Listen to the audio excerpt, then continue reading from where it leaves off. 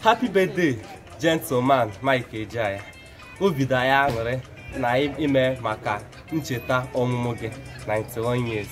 Anyị na-ekene gị, anyị shika Olisa bi n'igwe dube gị, chekwa gị, nye gị ogologo ndụ, ya ga-ahụ isi gị. Akụkọ ị na-akọ na-adị m mma n'obi.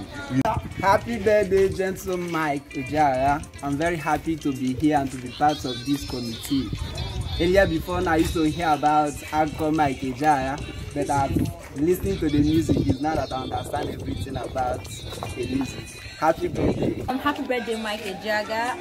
It's been a pleasure planning and working with those that have been preparing your event.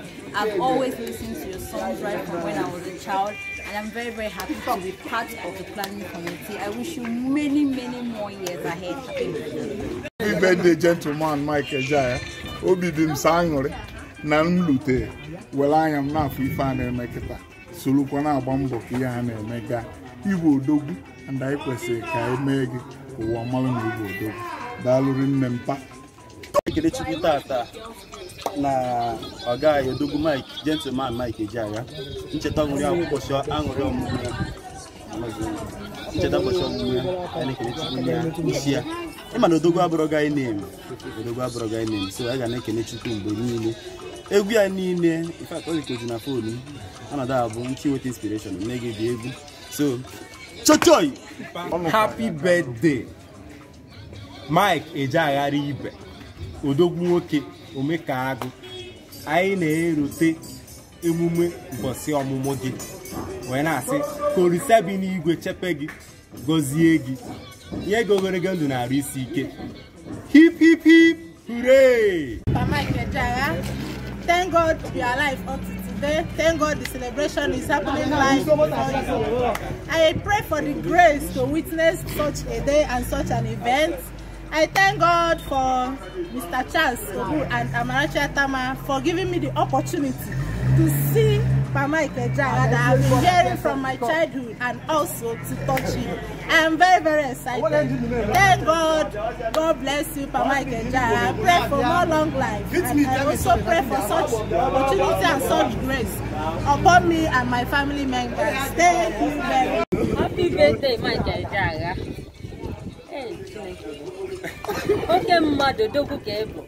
Ana m anụba akọ Mike Ejaya. Amara na ngaden do efo ebo Mike Ejaya.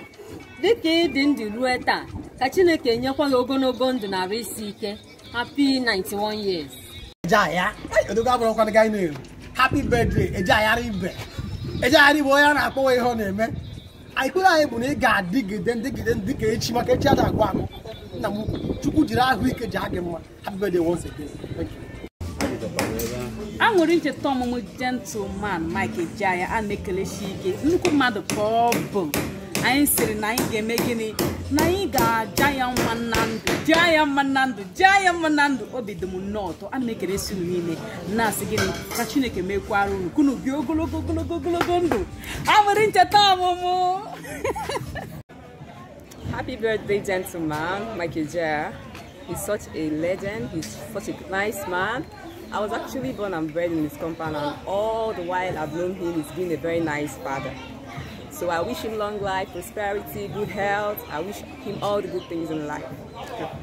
Happy birthday to our living legend, Woke Karaoke, Mike Ejaya. Happy birthday. Wishing you many more years. Thank you. Happy birthday, Oga Igwe Mike Ejaya. Nekwu mmadụ. Oh, I say good deme. Good no ku. Na nga adukwu happy mem nwa no rukwo 91 years. Thank you. Happy birthday, Sir Mike Ejaya. You have done so much. We're here to appreciate you. May God bless you and keep you for us. In Jesus' name. Gentleman, happy birthday to you. 1 in a million. What is Yagamushi? Happy birthday to our daddy. And we wish him more long life and prosperity. Whatever he has started will not end. That's my prayer for him. Thank you.